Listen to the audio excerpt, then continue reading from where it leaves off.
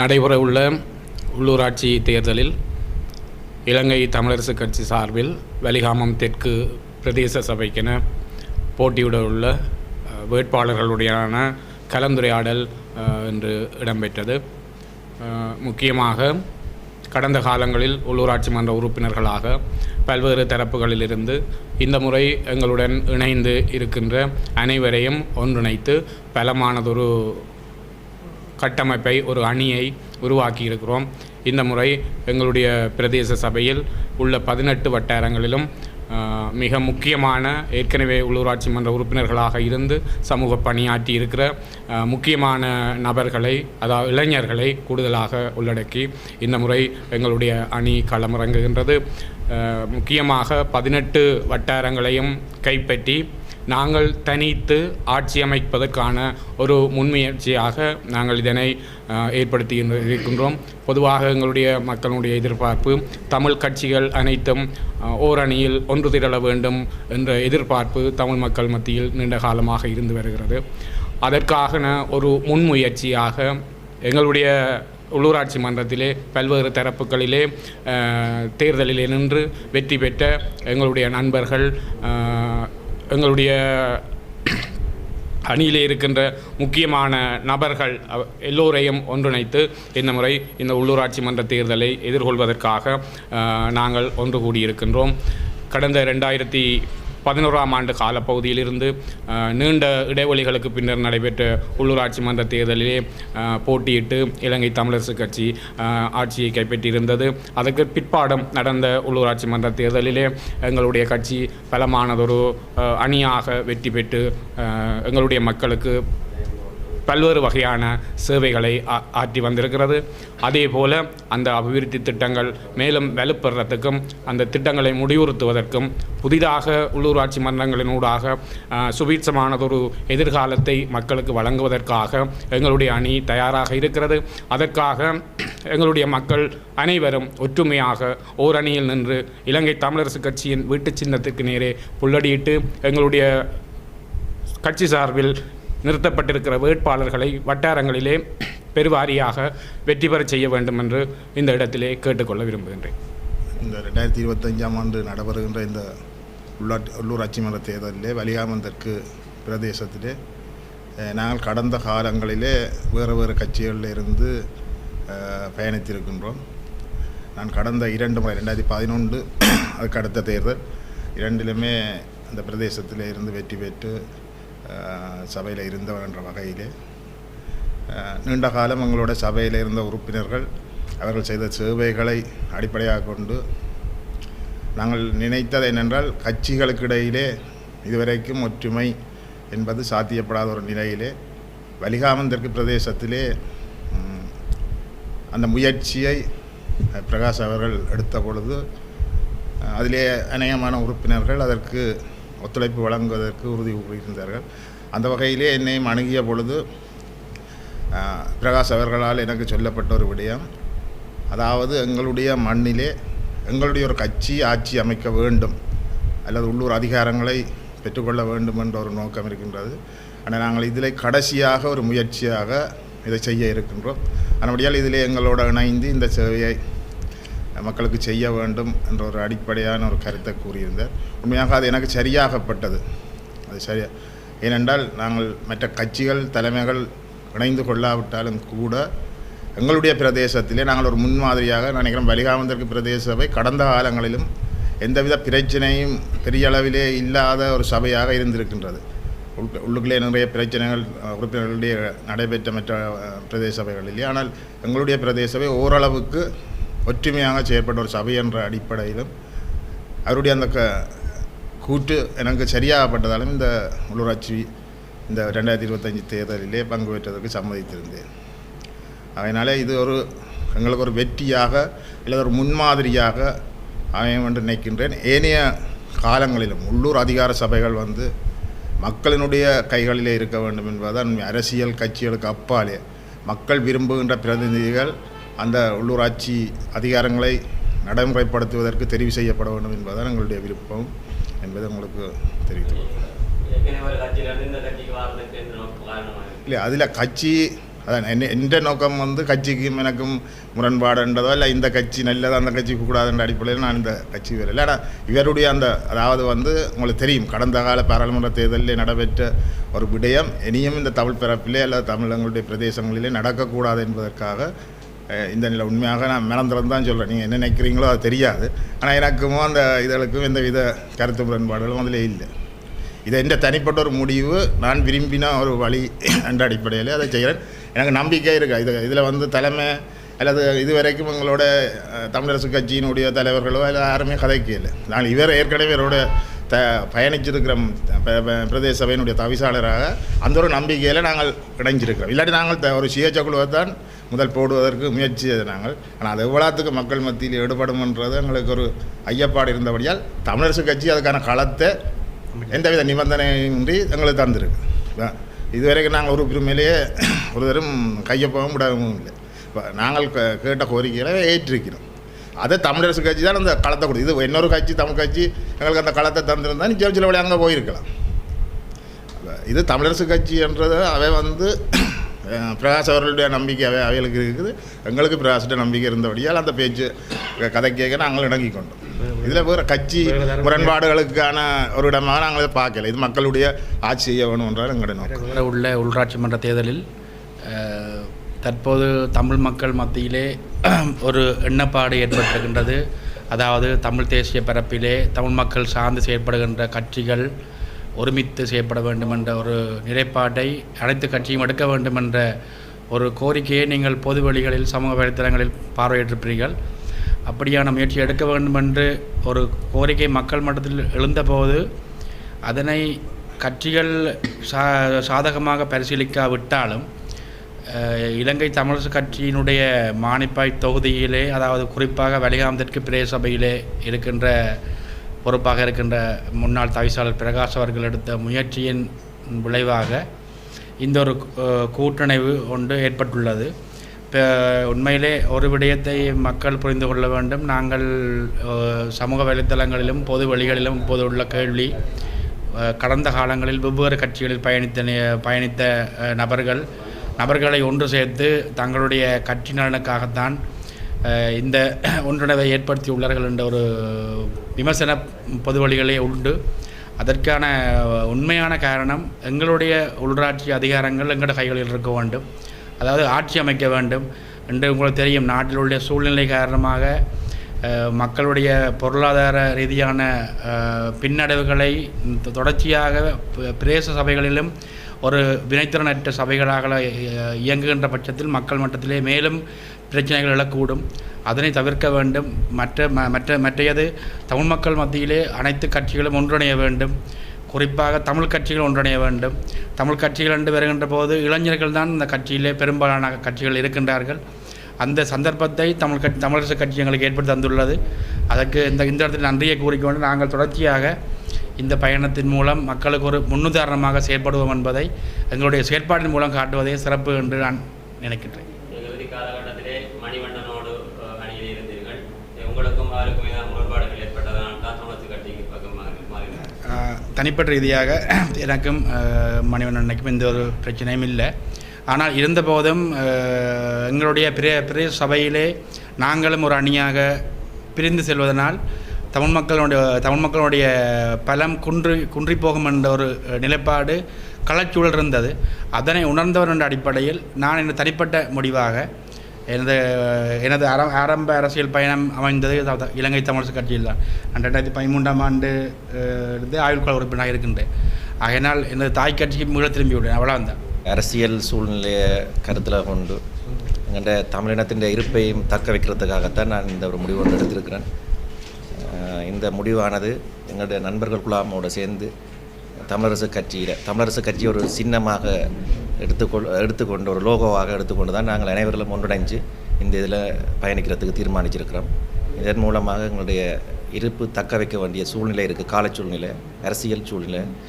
அது அடிப்படையில் நாங்கள் இந்த முடிவு எடுத்திருக்கிறோம். கடந்த காலங்களில் தேசிய கட்சியோடு இணைஞ்சு பயணித்து பிரதேச உறுப்பினராக இருந்த நீங்கள் இப்போ தமிழ் தேசிய கட்சியிலே வாழ்றதுக்கு காரணங்கள் இருக்குது. தேசிய கட்சியில் நாங்கள் இணைஞ்சு பயணித்தாலும் நாங்கள் அடிப்படை வந்து எங்களுடைய தேசிய கட்சியில் நாங்கள் அடிப்படை வந்து எங்களுடைய தமிழரசு கட்சியாக தான் இருந்தது. எங்கள் இனத்தின் இருப்பை நாங்கள் தேசிய கட்சியில் இருந்து இனத்தின் இருப்பை நாங்கள் தக்க வச்சுக்கிட்டு தான் இருந்தோம். நாங்கள் இனத்தின் இருப்பை எந்த கால சூழ்நிலையிலையும் நாங்கள் விட்டு கொடுக்கையில் அதே தொடர்ச்சியாக செய்கிறதுக்காக தன்றோம். அதுக்கு நாங்கள் இனி தேசிய கட்சியை நம்பிக்கொண்டு இனி எந்தவித பயனும் இல்லை. என்றால் மக்கள்கிட்ட வந்து மாயை ஒன்று உருவாக்கியிருக்கிறாங்க தேசிய கட்சி.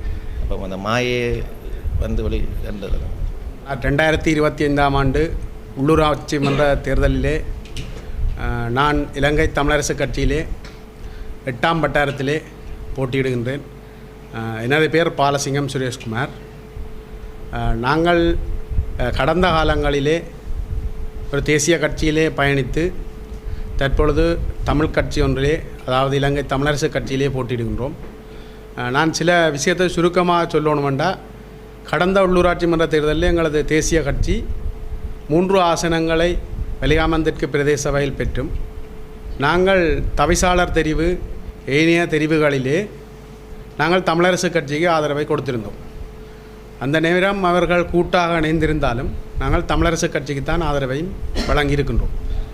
ஏனென்று சொன்னால் உங்களுக்கு தெரியும், இன்றைய சூழ்நிலையிலே எங்களது வடக்கு மாகாணத்திலே தேசிய கட்சியின் ஆதிக்கம் என்பது மிகவும் வலுவோங்கி காணப்படுகின்றது. இந்த தேசிய கட்சி வலுவோங்கி இருக்கின்றதுனாலேயே இன்றைக்கு தெரியும், பல தேசிய கட்சிகள் ஏனைய கட்சிகளிலிருந்து அனைவரும் ஒருங்கிணைந்து இந்த வெளிகாமந்திற்கு பிரதேச சபையிலே இலங்கை தமிழரசு கட்சியிலே போட்டியிடுகின்றோம். என்னை பொறுத்தவரையிலே வெளிகாமம் தெற்கு பிரதேச சபை ஏனையவே எனக்கு எவ்வாறென்று சொல்ல தெரியவில்லை. எங்களது சபையிலே நாங்களே ஆட்சி அமைக்கக்கூடிய பெரும்பான்மை, அறுதி பெரும்பான்மையுடன் ஆட்சி அமைக்கக்கூடிய ஒரு சந்தர்ப்பம் இன்று உருவாகியிருக்கின்றது. ஏனென்று சொன்னால் பிராசண்ணன் அவர்கள் கடந்த உள்ளூராட்சி மன்றத்துக்கு முன்னைய காலங்களிலே அவர் தவிசாளராக இருந்திருக்கின்றார். அன்றைய காலகட்டத்திலே நான் உறுப்பினராக இல்லாத பட்சத்திலும் எனது வட்டாரத்திலே பல வேலைத்திட்டங்களை கேட்டிருக்கின்றேன். அவர் அதனை உடனே ஓமண்டு செய்து தந்திருக்கின்றார். அதன் பால் நான் ஈர்க்கப்பட்டவனாகவும் இருக்கின்றேன். ஏனென்று சொன்னால் நான் உள்ளூராட்சி மன்றத்துக்கு வர்றது என்ற மக்களின் நலனை கருத்தில் கொண்டு தான் பிரதானமாக வருவேன். கடந்த காலங்களிலே நான் தேசிய கட்சியில் இருந்தோ மற்ற ஏனைய கட்சிகளில் இருந்து கொடுத்து அன்றைய அரசாங்கத்திலே இருந்து பல தொகையான நிதிகளை எடுத்து 85 வீதமான வீதிகளை புனரமைத்திருக்கின்றேன். 90 வீதமான மின் விளக்குகளை பொறுத்திருக்கின்றேன். கிட்டத்தட்ட இன்றைய வட்டாரத்திலே 85 வீதமான அனைத்து விதமான அபிவிருத்திகளையும் செய்திருக்கின்றேன். இன்னொரு 15 வீதம் தான் இருக்கின்ற நினைக்கின்றேன். அதுவும் இம்முறை எனது இனிவரும் காலங்களில் ஒரு தேர்தல் விஞ்ஞாபனமாக வெளியிட்டு, அதாவது உள்ளூராட்சி மன்றத்தால் செய்யக்கூடிய வேலைகளை மக்களுக்காக செய்வதற்கும் தயாராக இருக்கின்றேன். கடந்த காலத்தில் பயணித்த கட்சியிடமிருந்து இந்த தேர்தலில் போட்டியிடுவதற்கான அழைப்பு வரவில்லையா? அழைப்பு வந்தது. எனக்கு தலைமை பீடத்திலே ஒரு காலமும் பிரச்சனை இல்லை. தலைமை பீடத்திலே இருந்தும் அழைப்பு வந்தது.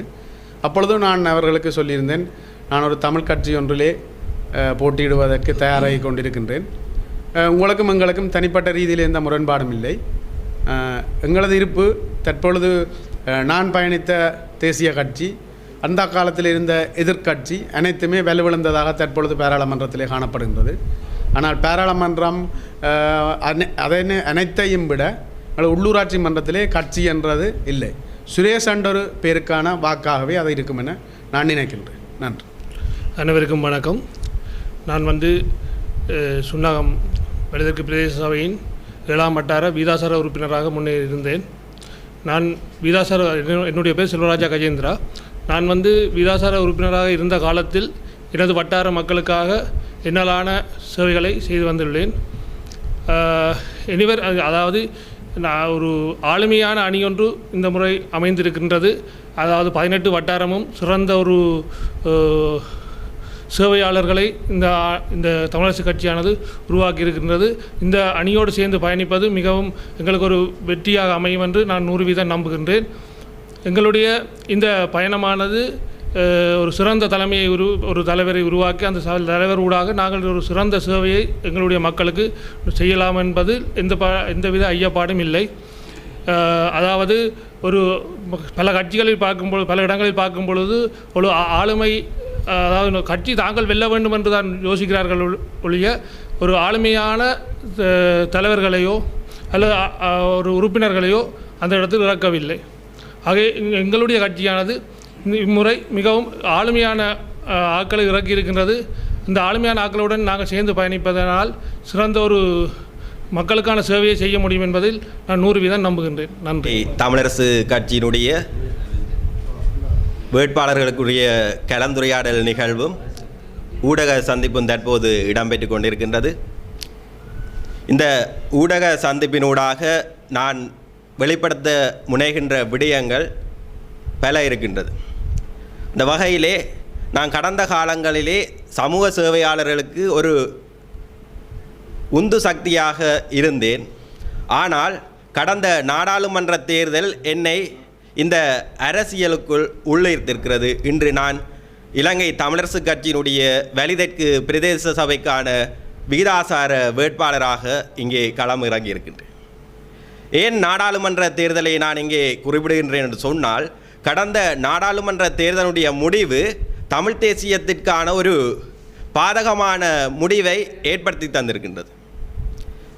இதற்கான காரணம் தமிழ் மக்கள் தேசிய கட்சிக்கு விரும்பி வாக்களிக்கவில்லை என்பதுதான் என்னுடைய முக்கியமான கருத்து. அவர்கள் தமிழ் அரசியல்வாதிகளுடையதும் தமிழ் கட்சிகள் அவற்றினுடைய வெறுப்பின் காரணமாகவே NPP என சொல்லப்படுகின்ற தேசிய மக்கள் சக்திக்கு வாக்களித்தார்களே தவிர அவர்களுக்கு விரும்பி வாக்களிக்கவில்லை என்பதுதான் என்னுடைய இங்கே குறிப்பிடுகின்ற ஆணித்தரமான கருத்து. ஏனென்று சொன்னால், அவர்கள் முன்வைத்த கருத்துக்களை எந்தொரு தமிழ் கட்சிகளும் எந்தொரு தமிழ் வேட்பாளர்களும் செவி சாய்க்கவில்லை என்பதுதான் இங்கே முக்கியமான கருத்து. அவர்கள் முன்வைத்த கருத்து என்னென்று சொன்னால், இளைஞர்களுக்கு முன்னுரிமை வழங்குங்கள், ஊழலை ஒழியுங்கள், அனைவரும் ஒன்றுபடுங்கள், ஒன்றுபட்டு தமிழ் தேசியத்தை நிலைநாட்டுங்கள் என்று குறிப்பிட்டார்கள். ஆனால் எவரும் கேட்கவில்லை. கடந்த நாடாளுமன்ற தேர்தலில் 396 பேர் பல்வேறுபட்ட கட்சிகளில் கேட்டு எங்களுடைய வாக்கை சிதைத்திருக்கிறார்கள். இதுவும் ஒரு காரணம் இங்கே NPP ஆட்சி அமைப்பதற்கு. இதனை நாங்கள் மாற்றி அமைக்க வேண்டும் என்பதற்கு இணங்க இன்று இலங்கை தமிழரசு கட்சியானது எங்களுக்கு ஒரு களத்தினை தந்திருக்கின்றது. அனைத்து கட்சிகளிலும் உள்ள சிறந்த வேட்பாளர்களை இங்கே முன்னிறுத்தி அரசியலின் அடிப்படை அலகு பிரதேச சபை. பிரதேச சபையை நாங்கள் சரியாக அமைத்தால்தான் ஏனைய அலகுகளை நாங்கள் சீர் செய்ய முடியும். ஒரு பிரதேச சபை தேர்தலுக்கு பாராளுமன்ற தேர்தலை ஏன் இவர் இங்கே கதைக்கின்றார் என்ற ஒரு கருத்து உங்களுக்கு எழலாம். ஒரு அரசியல் புத்துயிர் பெறுகின்ற ஒரு இடம், அதாவது அரசியலுக்கான அத்திவார இடம் பிரதேச சபை. பிரதேச சபையினூடாக நாங்கள் தமிழ் தேசியத்தை விதைத்து அதனூடாக எடுக்கப்படுகின்ற அபிவிருத்தி திட்டங்கள் தான் நாளை எங்களுடைய மாவட்ட பாராளுமன்ற உறுப்பினர்களையும் தீர்மானிக்கப் போகின்றது. பிரதேச சபையை நாங்கள் சரியாக நடைமுறைப்படுத்தினால் இனி வருகின்ற பாராளுமன்ற தேர்தல், மாகாண சபை தேர்தல்கள் கடந்த முறை மாதிரி அமையாது என்பதே என்னுடைய கருத்து. ஆகையினாலே இலங்கை தமிழரசு கட்சி தற்பொழுது நீங்கள் பொதுமக்களாகிய உங்களுடைய கோரிக்கைக்கு அமைவாக வேட்பாளர்களை முன்னிறுத்தி இருக்கின்றது. ஆகவே நாங்கள் திருந்தி இருக்கின்றோம். பொதுமக்கள் எங்களுக்கு நிச்சயமாக வாக்களிப்பார்கள். வலிதற்கு பிரதேச சபையிலே இலங்கை தமிழரசு கட்சி வெற்றி வாகை சூடும். அதேபோல இலங்கை தமிழரசு கட்சி யாழ் மாவட்டத்தில் உள்ள யாழ் தேர்தல் தொகுதியில் உள்ள 17 பிரதேச சபைகளிலும் நிச்சயமாக ஆட்சி அமைக்கும். உங்களுடைய வாக்கு இலங்கை தமிழரசு கட்சிக்கு என கூறி, இலங்கை தமிழரசு கட்சியின் தாகம் தமிழ் தேசிய தாயகம் என கூறி விரைவருகின்றேன். நன்றி, வணக்கம்.